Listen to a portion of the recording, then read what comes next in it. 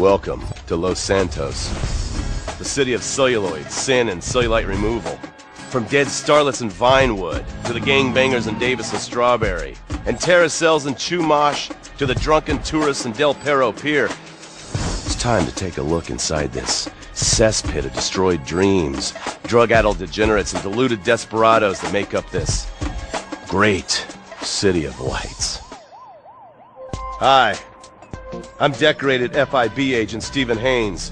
The FIB, the police department, and the sheriff's office are fighting a war out here every day in a city where dreams too often become wet with tears.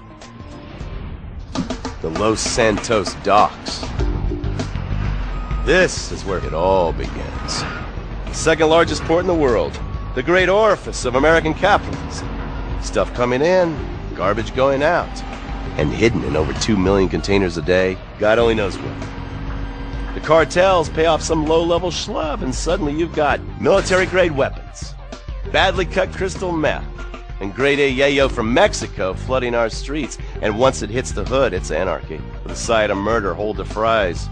Or maybe the Chinese are slipping some of our high-security weapons systems in with the recycling, and we're giving up our national security for nothing? Who knows? Who cares? As long as the financial party continues, we'll just keep picking up the pieces. A word to the wise, kids. Never use PCP. It makes you want to punch cops or run around naked, and not necessarily always in that order. Most of the time, this illicit cargo makes it straight to the gangs. But sometimes an ordinary Joe lets go and loses his shit after a pipe or two of pleasure dust.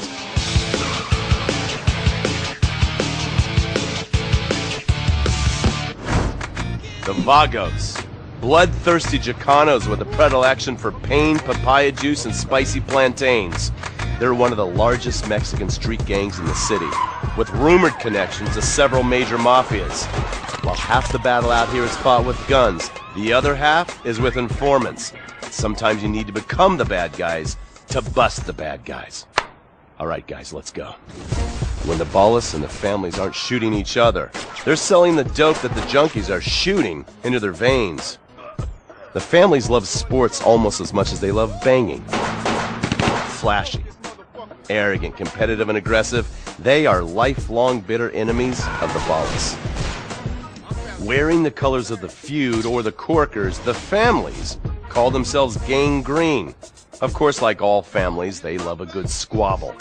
Subdivided into sets, such as the Chamberlain Gangsters or the Carson Avenue set, it turns out the families love shooting each other almost as much as they love shooting ballas. Now, the LSPD have had many run-ins with various family sets over the years. With the ballas, the FIB take a more community outreach approach. Hey guys, stay out of trouble now. Suck my Steve Haynes.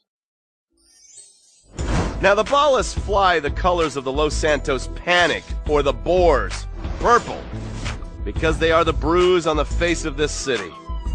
While some thugs obviously prefer 4 wheels, other desperados prefer 2. Leather, exhaust, and drugs. No, this isn't an exotic S&M party. These are one of the nation's toughest outlaw motorcycle gangs, the Lost. Rumors are they get a new tattoo for every person they stab, and it's definitely okay for your motorcycle mama to show her breasts to your friends. The FIB has been tracking the Lost for years. We've jumped from coast to coast and have spent more time in the Midwest than a tornado spotter. When they're not running meth, they're smoking it. Or so I hear, a dangerous new drug on the streets called toilet cleaner. And believe me, your toilet will be cleaned after you've smoked some of it. Of course, Vinewood being Vinewood, it's not all about leathery dudes trying to show off on their motorbikes or roided-up gangbangers stuck in some 90s time warp. This is the town that made mass murder into nostalgia.